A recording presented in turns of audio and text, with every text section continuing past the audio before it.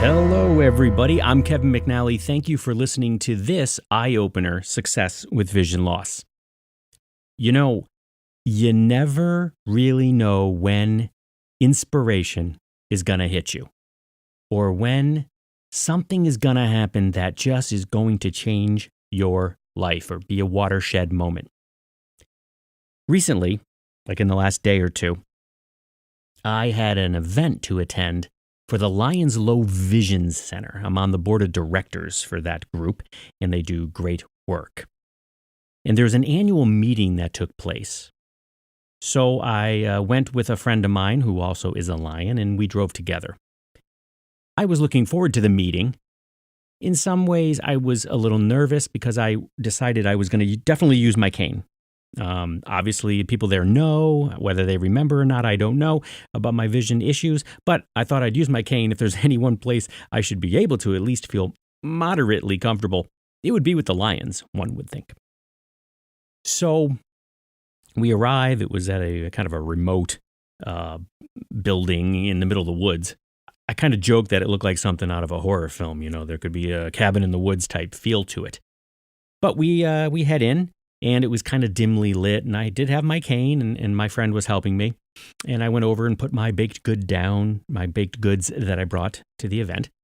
And immediately someone came over to me and said, "Oh, we have a special speaker tonight. I want you to meet him." And I said, "Oh, cool." And I was kind of brought over to this gentleman standing there, really tall. And now I'm pretty tall. This guy was like 6'4".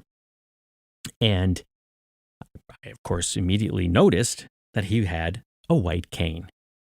Immediately, I started talking to this gentleman. Now, he is completely blind.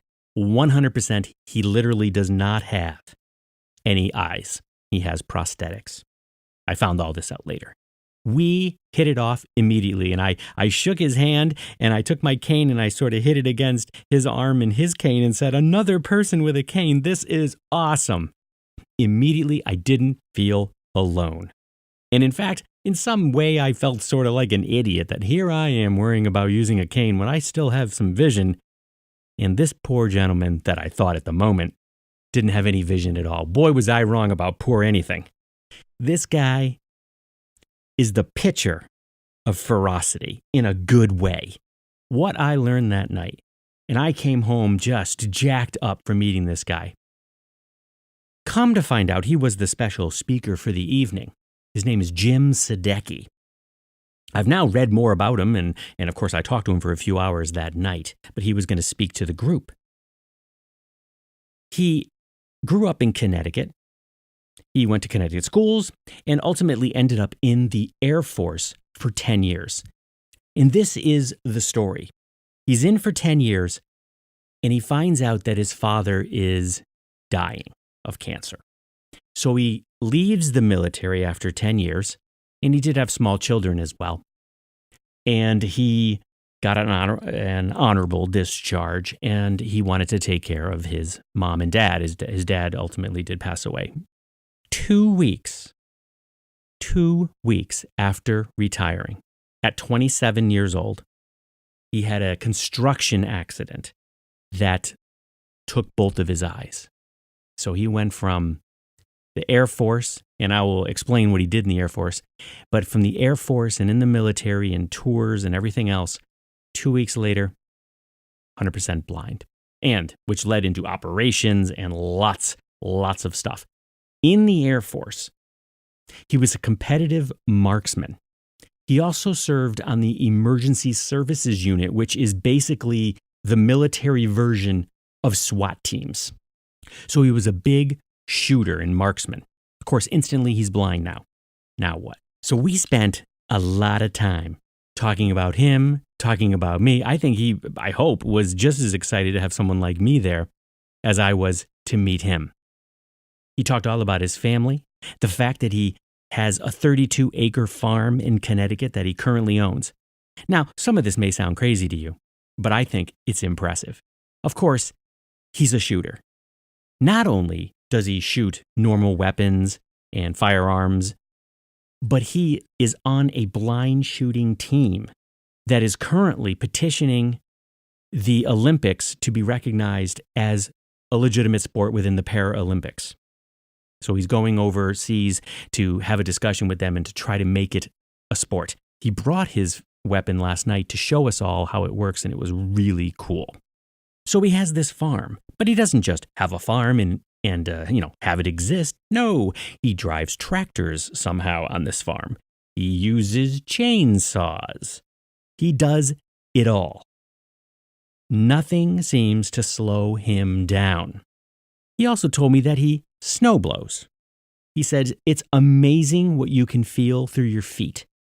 Now, obviously, he had a learning curve, but nothing has stopped him.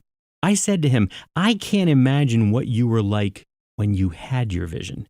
You are so fierce as a human being in a good way. And this is you without your vision. But it wasn't always that easy.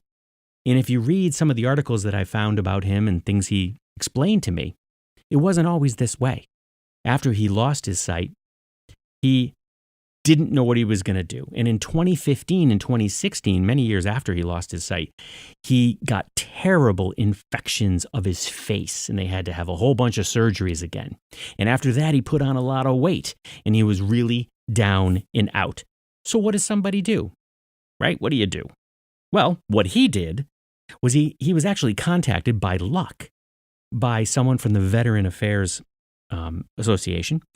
And it was somebody that deals with blind veterans, and it's sports. And they specifically try to get veterans who are blind into various sports. And in 2016, he was asked to join the blind hockey team. Hockey. So I, of course, had to ask, well, how do you play hockey when you can't see?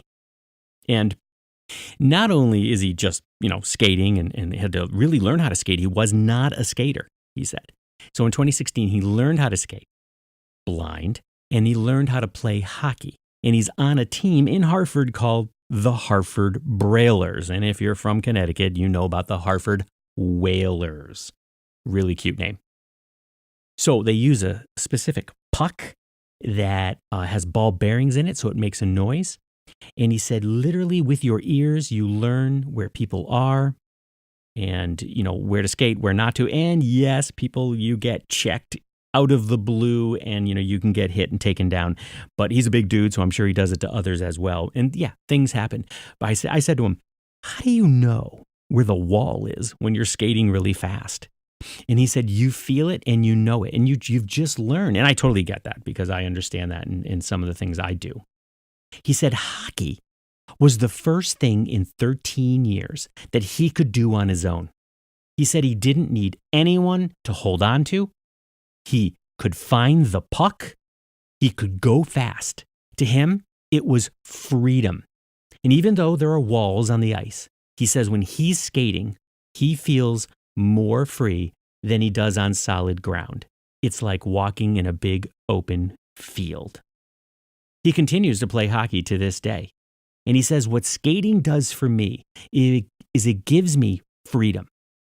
He's not a burden, he says. So often people have to take the time to explain everything to me, taking it slow to help me out. When he's out on that ice, he says, I can do it. I'm free. Amazing guy. I can't wait. I'm looking forward to someday I'm going to interview him, and I'm hoping to continue to build a relationship with him. Truly inspirational. Jim Sadecki. You can look him up. Sadecki, Jim. Amazing story. Air Force. Blinded. But before blinded, 4 tours. Military, SWAT team. You name it. Then goes blind, gets blind, if you will. Hockey. Competitive shooting. It doesn't stop. It just keeps going. He's traveling all over the world. Last week he was in Colorado. He's heading to Australia, Croatia, all for the shooting team. It's incredible. So here's my message for the day. Even me walking into a meeting, feeling kind of, this is going to be rough. I'm using my cane. Here we go. People looking at me. Yet I run into somebody, readjust my thinking. It's great. As long as you're open to it and your mind is open, look what can come into your life. It was great meeting him, and I look forward to our next Success with Vision Loss eye-opener. Take care of yourselves.